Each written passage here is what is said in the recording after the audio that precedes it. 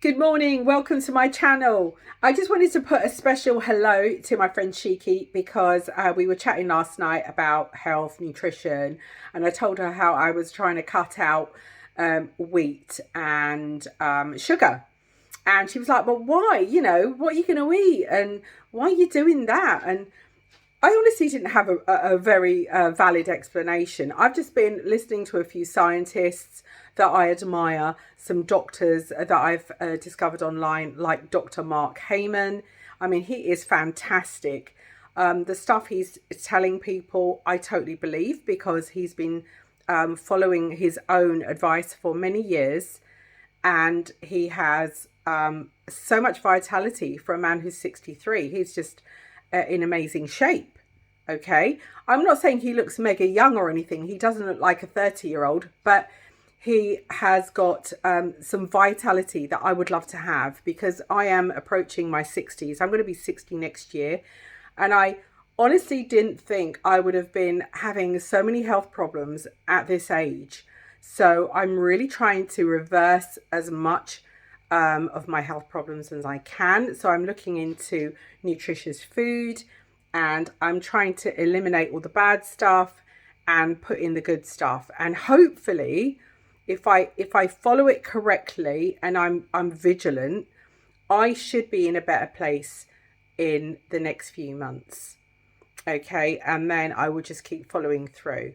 So what I've done is I've put some links in my videos below for Dr. Mark Hyman. I've already signed up to his website. It's fantastic. And I get 2 free recipes every week, which are really inspirational. I also put a link to a female scientist. I can't remember her name, but I think she's just turned 30. She's struggled with a whole load of health problems and she's managed to get everything under control because she totally understands the science behind food. I mean, she has studied biochemistry, genetics and everything. She's a scientist. And I think it's always good to have a look at evidence-based stuff. Of course, we want evidence-based. We're not just out there following TikTokers that are, you know, swallowing a whole load of raw eggs or anything like that. We want something that is accessible and proven, okay, and where real results are being had. So without further ado, I am going to switch my camera around so you can see the ingredients I will be putting into my omelette today. Right, as you can see, I've got a whole load of things in front of me. Now, don't feel overwhelmed. Some of these things can be switched out and you can still achieve a nutritious omelette that you can make fairly quickly. You can make this any time of the day. So if you're not doing anything at the moment, say it's your day off, why not get into your kitchen and have a look around your fridge and in your cupboards and see what you've got. See if you've got things similar to this that you could use and make a nice, big, nutritious omelette today. Okay. Now, I'm just going to list the aims, all right? The aims of my video and the aims of the ingredients I've put in are to address 2 things, right? I'm making my extra omelette. I'm calling it the extra omelette because it's got loads of stuff in it that you probably wouldn't normally put in an omelette. But I'm trying to address the concerns of sustained energy and keeping blood sugar spikes low. Okay?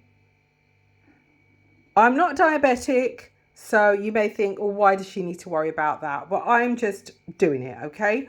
And my main ingredients are obviously going to be eggs. All omelettes have eggs, so let's get some eggs in our omelettes. And then everything else is just bonus. So I'm putting in extra proteins, extra greens, making sure there's fiber in there and a few other micronutrients. So here we go. So let's have a look. We got my eggs. Now these happen to be organic eggs, but you just get whatever eggs you can afford. You know, if you can't afford organic eggs or they're just not available, just use whatever eggs you can get, okay? Or you can even buy a powdered egg and use that if you haven't got any fresh eggs. I've put some fiber in there. So I'm using some grated carrot. It's just what I happen to have in the fridge. Generally, I have to force myself to eat carrots. So I found, you know, the best way is to just put it into the omelette. I've got brown pre-cooked lentils. These are the most commonly available lentils out there. So I just happen to have these. I got them from HelloFresh. I'm not doing a big plug on HelloFresh. I have used them a few times. They're quite convenient, but a bit expensive for me, I must say. But they do produce really nice packaging, and they've sent me a whole load of pulses in these nice little boxes, which is great because they have a long shelf life until you open them. Garden peas, I got these from Asda and they were 28p, so nice and cheap. And quite frankly, if I didn't have the lentils, then I would have been using these garden peas, because all you have to do is open the can, drain them and pop them into the omelette, or just eat them as they are. So yeah, they've got some protein, complex starches and micronutrients. I've got my red onion, but you could use white onion, or you could use leek or something like that. Any kind of oniony product would go well in your omelette. So you can always substitute things. I've got mushrooms, and I'm putting mushrooms in because I love the flavour.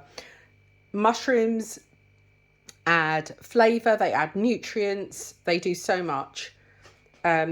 Yeah, what else have I got? Oh yeah, this vinegar. I've started using vinegar in water. It's something I'm going to try. I'm going to try and stick with it, because having a bit of mild acid from vinegar in your water is supposed to help improve gut health. And that's what I'm interested in. If my gut health is good, then hopefully I'll be a happy bunny and I won't have so much sickness, and I'll be able to fight anything that comes my way. It says it contains the mother. Now, the mother what? I don't know. It doesn't actually seem to go any further. It contains the mother. I think that's so funny. I can't see any mothers here, can you? Well, I'm a mother, but I mean, apart from me, I don't know what they're going on about. So I had a look on the label and it all looks pretty kosher to me. Okay, they do recommend having about 15 mils, which is about, say, a couple of teaspoons of the vinegar in water. Check out the scientist, the female scientist I was talking about that I've linked below, because she's saying that you can use any vinegar in the water, not just fancy stuff like this. You can use any vinegar apart from balsamic vinegar. So I'm taking notice of what she's saying. Oh, the Graham's milk. The reason why I've chosen Graham's milk is because it's Jersey. I like the idea that it's a family dairy. It's UK based. And yeah, I like the idea of, you know, knowing where my milk comes from, that it comes from a particular farm, and the cows are treated nicely, and some science that I found out about going for milk that comes from purebred cows like Jersey or Guernsey cows. So yeah, I'm supporting that, and I love the rich creamy flavour. As you can see, it's a creamy, almost yellowy colour. All of the fat is completely blended right the way through. So I'm going to be using that. Oh, and don't be scared of fats. I used to be scared of fats. Just make sure you're getting the right fats. You'll find out a lot more about good fats and bad fats from Dr. Hyman. So I would say check out his website. I'm just going to be using this coconut oil to fry with. But you could use butter if you wanted, or any other oil. Just avoid heavily processed oils because they can be toxic in the body. So I'm just using a cold pressed. This is a cold pressed virgin coconut oil, which I got from my local Lidl, and it was a brilliant price.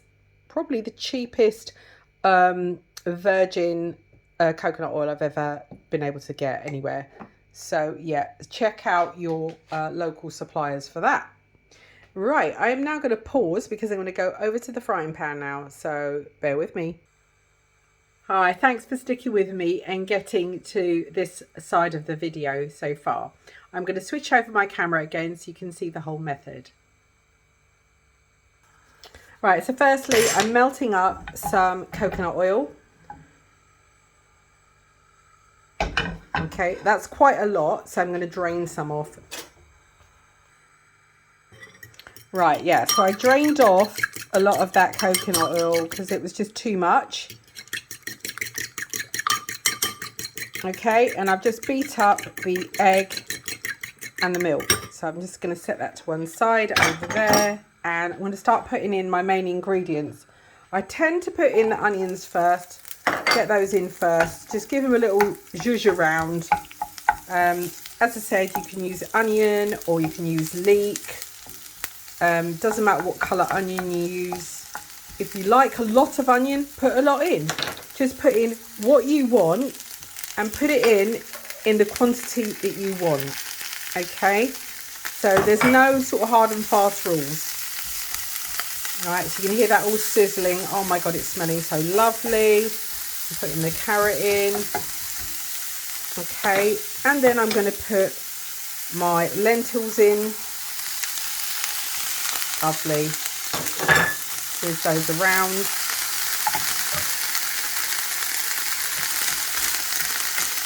Listen to that.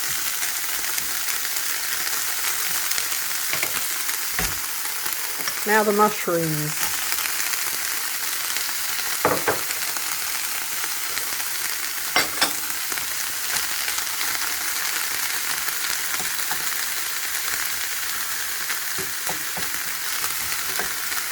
Liking it? So far so good, yeah?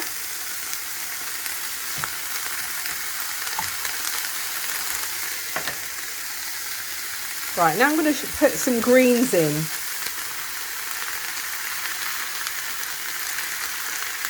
Yeah, so you can see that. It's looking quite nice, isn't it? And now just pour the whole egg mixture over.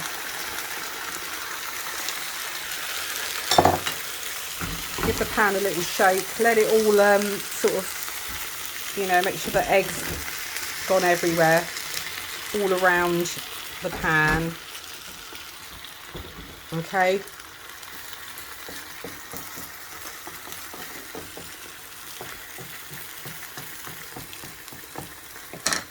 The seasoning will go on last.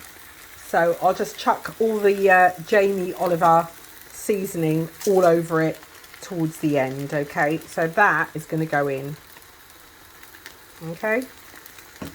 But you can put anything in you like, any kind of seasonings. If you've got any cheese, you can put that in because you're going to get some calcium and some protein there and some fats.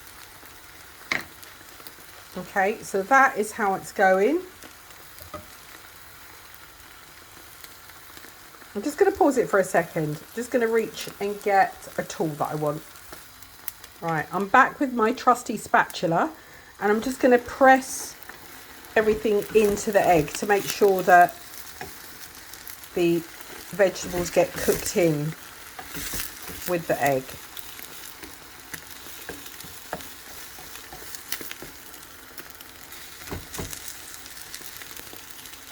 Okay.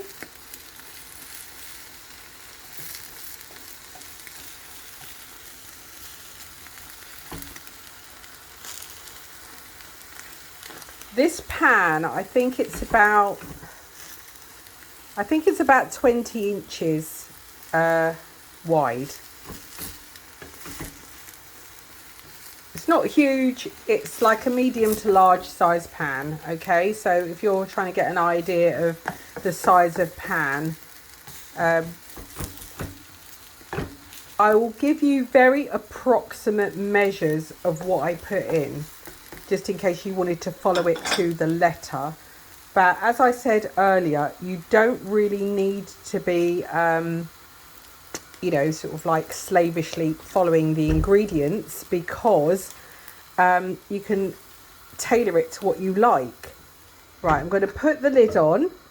I happen to have a lid, and I've switched the heat off because I don't want the bottom of the omelette getting burned. Okay, so you can hear that sizzling there and you can see all the steam rising. That's just going to cook nicely. Okay. If at the end of it there's any raw egg, then no fears, because you can then just cut it in half and just flip it over. I find it easier to turn my omelette if it's cut into halves or quarters. So you don't need to keep it as a perfect circle if you don't want to. If it looks like it's cooked, if the eggs are looking fairly solid, then you can just slide the whole thing onto a large plate and let it cool down, and then eat it. And then whatever you cannot eat because it's just too much for you, that's fine. Just let it cool down and pop it in the fridge. Pop it into a little lunchbox, and then it'll be ready for you to take to work. You can eat that hot, cold, with anything. You can have it with bread if you want. My concern was bread turns into sugar in the body, creates the glucose spike and all the rest of it. But if you look at what the scientists are saying about the order in which you eat your food, you may find that some of the advice actually negates any negativity that's coming from the bread. So if you are a bread lover and you really think you cannot live without it, then there are ways around being able to enjoy your bread and still live a fairly healthy life and reduce the amount of aging that's going on in your body. So without any more, I'm just going to switch off now and let you get on with it.